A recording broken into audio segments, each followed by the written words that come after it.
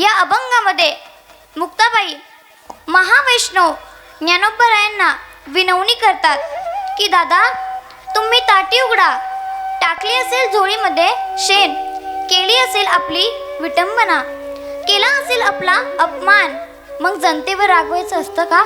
ज्ञानदादा, आपण कोण आहोत याचा विचार तुम्ही केला का?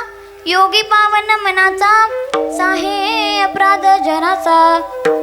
मुक्ताबाई म्हणतात, अरे ज्ञानदादा, जनाचा जरी अपराध झाला, जरी हे विश्व रागाने लाल झाले, तर तुम्ही पाणी व्हावे.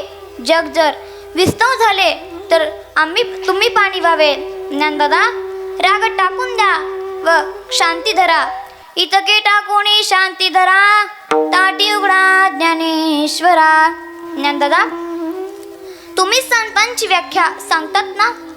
संत कुणाला म्हणतात तर तुम्हीच नाही का? ज्ञानेश्वरीच्या 12व्या अध्यायामध्ये तुम्ही स्वतः वर्णन केले आहे. जो खंडवया घाऊ घाली, कालावणी जयाने केली, दोघा एकाची सावली, वृक्ष दे जैसा. संतांच्या ठिकाणी दया असते, क्षमा असते, शांती असते.